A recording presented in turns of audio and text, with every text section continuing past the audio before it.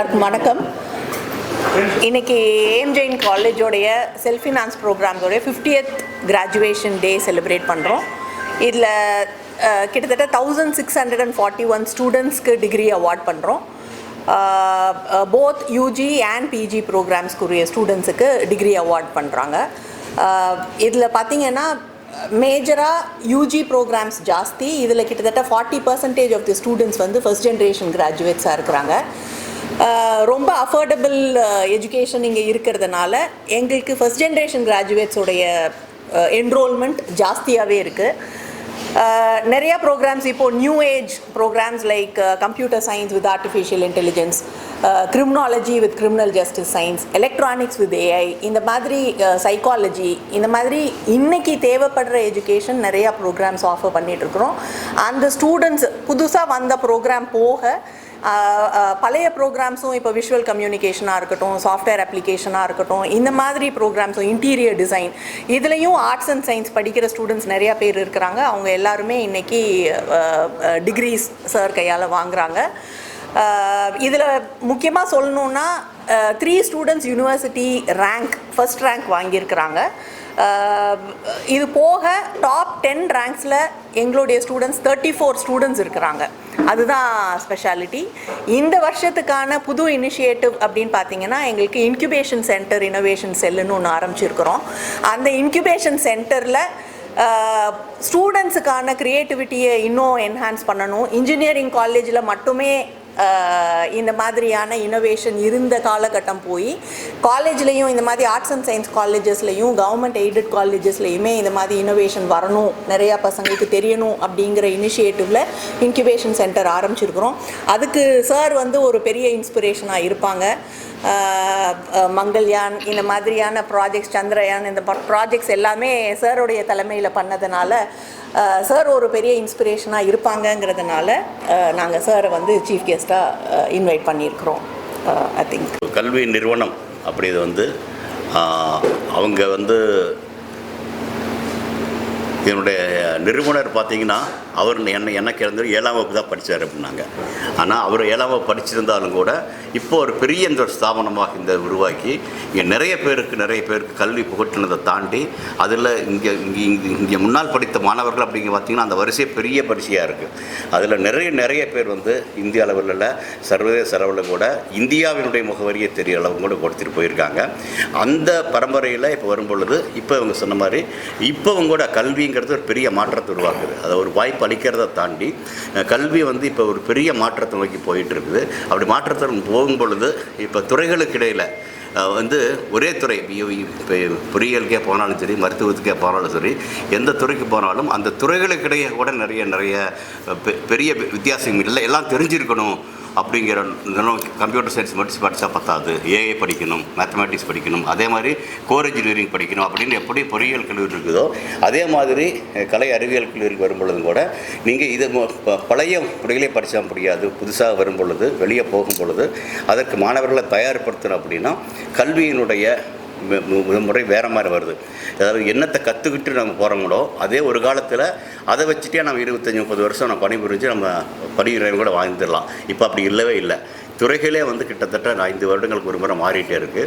அப்போ போகும்பொழுது வெளியே போகும்பொழுது புதுசாக கற்றுக்கொள்ள வேண்டிய அவசியம் மாணவர்களுக்கு உருவாகுது. ஆக நித்தமும் கற்க வேண்டிய ஒரு அவசியம் இருக்கும் பொழுது அதை நோக்கி கல்லூரிகள் போகணும். அதில் வந்து நம்முடைய ஏஎம் ஜெயின் கல்லூரி மிக சிறப்பாக பண்ணிகிட்ருக்காங்க அப்படிங்கிறத புரியுது.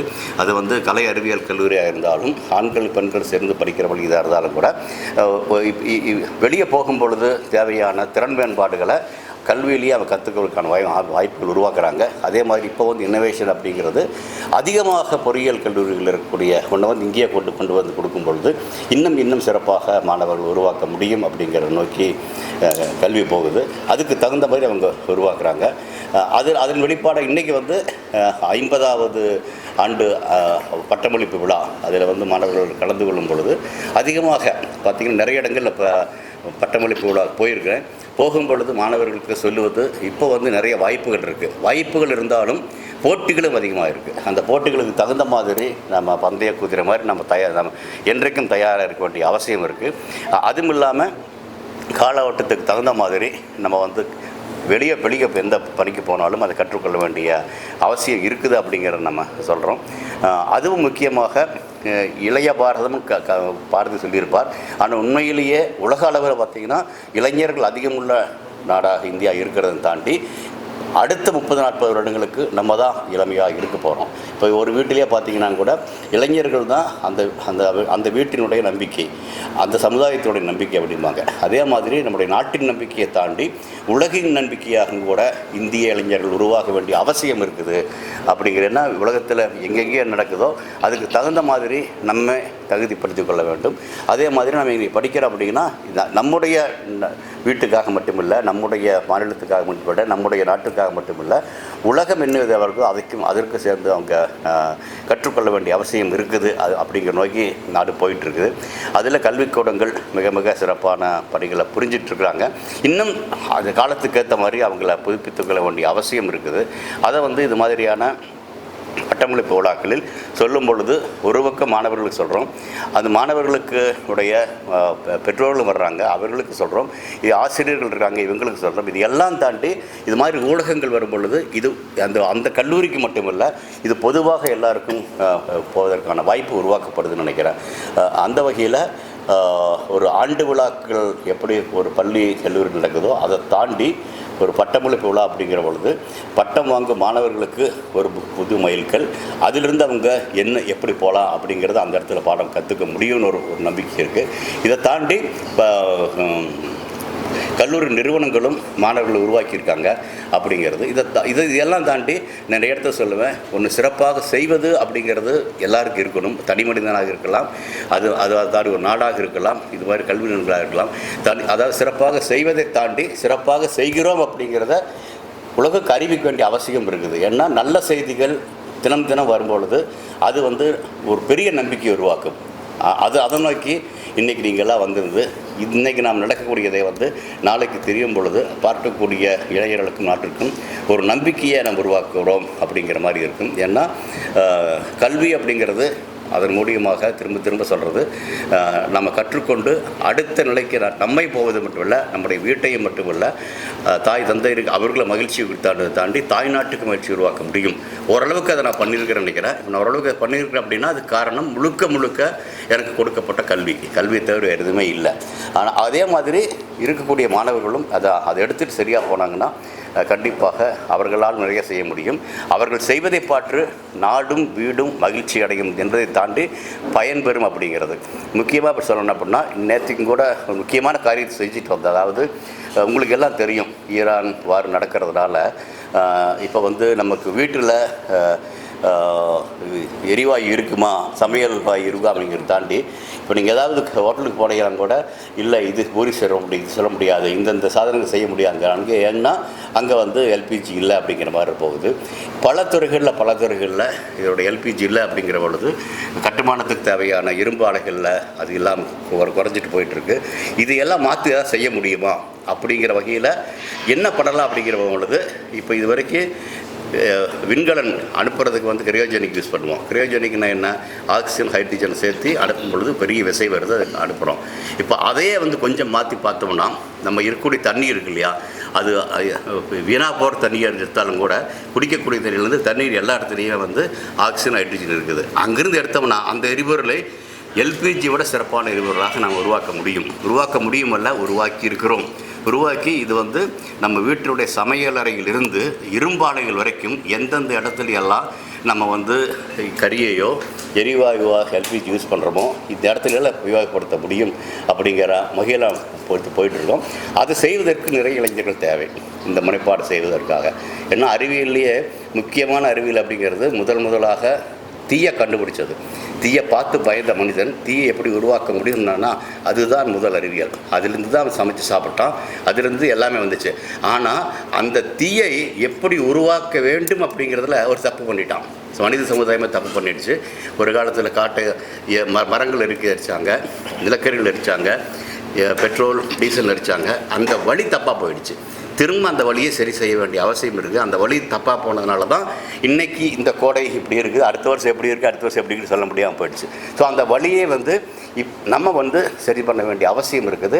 அதை சரி பண்ணுவதற்கான அவசியமும் அவசரமும் ஈரான் போர் உருவாக்கி இருக்குதுன்னு நினைக்கிறேன்.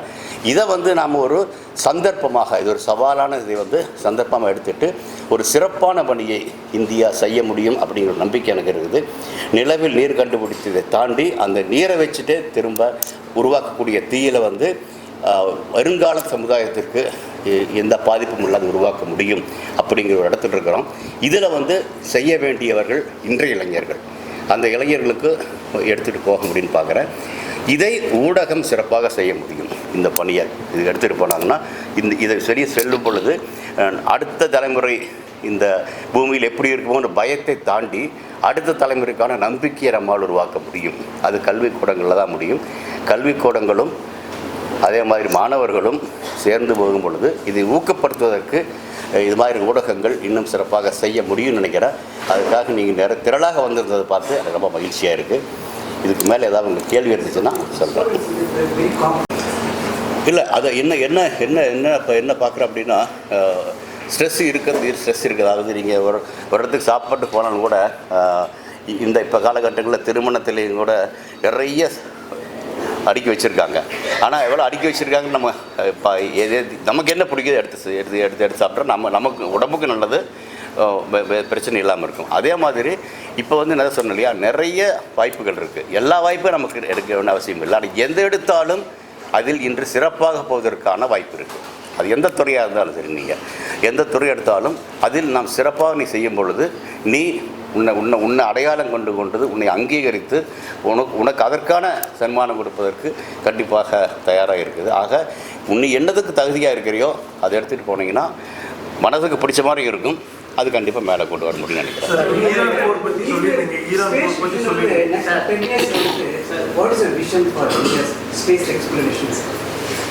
ஓகே, ஸ்பேஸ் எக்ஸ்ப்ளோரேஷன் அப்படின்னு பார்த்தீங்கன்னா உலகத்துக்கே வந்து விண்வெளித்துறையை வந்து மனித சமுதாயத்துக்கு உபயோகப்படுத்த முடியும். ஒருத்தருக்கு சண்டை போட வேண்டிய அவசியம் இல்லை, மனித சமுதாயத்துக்கு உபயோகப்படுத்த முடியும். ஏன்னா விண்வெளித்துறை அப்படி வந்தது அமெரிக்காவும் ரஷ்யாவும் அவங்களுடைய பனியுத்தம்னு சொல்லுவாங்க இல்லையா, கோல்டு வார், அந்த சமயத்தில் வந்தது தான் வந்துச்சு. ஆனால் அதை தாண்டி நம்ம எடுத்து என்ன பண்ணோம், அந்த விண்வெளித்துறையை எப்படி உபயோகப்படுத்த முடியும். அது செய்தி பரிமாற்றக்காக இருக்கலாம், தொலை உணர்வுக்காக இருக்கலாம், நேவிகேஷனுக்காக இருக்கலாம், பருவநிலை மாற்றத்தை அறிஞ்சதுக்காக இருக்கலாம். இப்படி எல்லாம் செஞ்சோம். நிலவுக்கும் செவ்வாய்க்கும் போவது ஒரு சிறு பணி தான். அதை தவிர நானே பார்த்தீங்கன்னா என்னுடைய பெயர் சந்திரயான் மங்கள்யான் தெரிஞ்சிருக்கலாம். ஆனால் அதை தாண்டி 60 கலங்கள் செஞ்சுருக்கேன். இது எல்லாமே வந்து விவசாயிக்கும் மீனவர்களுக்கும் எல்லையில் இருக்கக்கூடிய நம்முடைய சகோதரர்களை அவங்களுக்கு தேவையான செய்திகள் சொல்வதற்கும் உலகளவில் இப்போ பார்த்திங்கன்னா அதிகமான செய்திக்கூடங்கள் இருக்கக்கூடிய ஒரு நிலமாக இந்தியா இருக்குது அப்படின்னா அதற்கு நம்முடைய செயற்கைக்கோள்கள் தான் உதவி இருக்குது.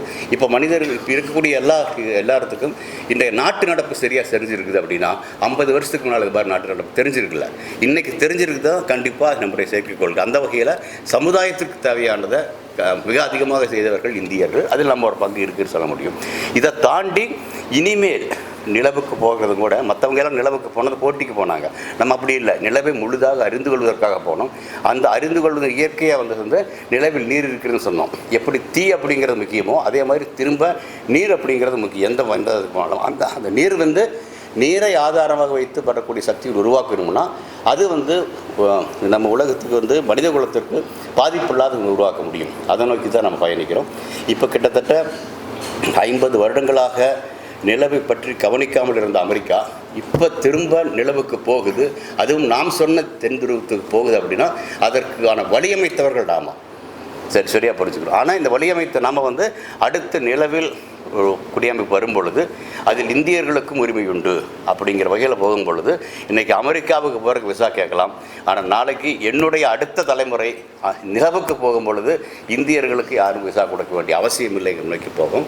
இது வந்து அறிவியல் ரீதியாகவும் தொழில்நுட்ப ரீதியாகவும் இந்தியர்களை வந்து ஒரு உயர்ந்த தளத்துக்கு கொண்டு வர உதவும்னு நினைக்கிறேன். சார், இந்த ஈரான் போர் பற்றி சொல்லியிருந்தீங்க, இந்த வாட்டர் மூலியம் முதல் இதை வந்து பார்த்திங்கன்னா கிட்டத்தட்ட ஹைட்ரஜனை உபயோகப்படுத்த முடியும் அப்படிங்கிறது இப்போத்த ஆராய்ச்சிகளில் கிட்டத்தட்ட 100 வருடங்களாக நடந்து கொண்ட ஆராய்ச்சிகள் தான். ஆனால் பல காரணங்களால் அது முன்னெடுத்து வைக்கப்படலை. அதை தாண்டி இப்போ வந்து செய்ய முடியும் அப்படிங்கிற ஊக்கம் என்ன இப்போ செய்ய வேண்டிய அவசியம் வந்து உருவாகி இருக்கு. இப்போ இது ரெண்டையும் சேர்த்துறப்போ ரெண்டையும் சேர்த்து வரும் பொழுது இது செய்வதற்கான வாய்ப்புகள் உண்டு. அதை தாண்டி ஒரு காலத்தில் இப்போ வந்து சூரிய மின்சாரம் அப்படிங்கிறது அதிகமான காசு இருந்துச்சு. இப்போ சூரிய மின்சாரங்கிறது ஒவ்வொரு வீட்லேயும் கொண்டு வர முடியும்னு வந்துருச்சு. இப்போ நமக்கு என்னென்னா நீரிலிருந்து மின்சாரம் பாய்ச்சப்பட்டுச்சுன்னா அதை வந்து ஹைட்ரஜன் ஆக்சிஜனாக பிரிக்க முடியும். அதை வச்சுக்கிட்டு நம்ம பலதும் செய்ய முடியும். வீட்டில் நம்முடைய சமையல் பண்ணுறதுலேருந்து இப்போ சொன்னோம் இல்லையா, இரும்பாலைகள் உலகத்தில் அதிகமான நிலக்கரியை உபயோகப்படுத்துது இரும்பாலைகள். அந்த இரும்பாலைகளில் இரும்பு உருக்குவதற்கான வகையும் செய்ய முடியும் சமீபத்தில் காமிச்சிருக்கோம். இந்த நடைமுறைகளை நம்ம வந்து சரி இப்போ இருக்கக்கூடிய அவசரம் இருக்குது. இப்போ வந்து சூரிய மின்சாரம் நமக்கு வந்து எளிதாக கிடைச்சிக்குதுப்பா. இதை ரெண்டையும் சேர்த்தும் பொழுது 100 வருடங்களாக செய்ய முடியாது, இன்றைக்கி செய்ய முடியும் அப்படிங்கிற சாத்தியக்கூறு இருக்கும். இதை வந்து சீக்கிரமாக செய்யணும், நிறைய செய்யணும். அப்படின்னா நிறைய இளைஞர்கள் தேவை அந்த துறைக்கு. இப்போ அடுத்தது அரசிடம் போய் கேட்க போகிறோம். அரசு ஒத்துக்கொண்டாலும் அதற்கான நிதியுதவி கொடுத்தாலும் கூட செய்வதற்கு ஆட்கள் தேவை. வெவ்வேறு துறைகள் செய்ய போகணும், எல்லா துறைகளும். ஏன்னா தீ அப்படிங்கிறது தான் முக்கியமான கண்டுபிடிப்பு. திரும்ப சொல்கிறது, சமையலுக்கு இருக்கிறத தாண்டி இரும்பாலைகள் இருக்கிறது, எந்த இடத்துல ஈவன் பஞ்சாலைகள் போனாலும் இருக்கிறது, துணியாலைகளுக்கு போனாலும் சரி, எல்லா இடத்துலையும் அந்த தீ நீராவி அப்படிங்கிறதா திரும்ப வருது. ஈவன் வண்டியில் போகக்கூடிய பெட்ரோல் அதில் எரியுது. அது எரிஞ்சங்காட்டி தான் அது நடக்குது. இது எல்லாத்தையுமே நம்ம சொல்கிற இதில் மாற்ற முடியும். அப்படி மாற்றணும் அப்படின்னா நிறைய நம்ம செய்ய வேண்டிய அவசியம் இருக்குது. அதை கண்டிப்பாக நிறையா இளைஞர்கள் வர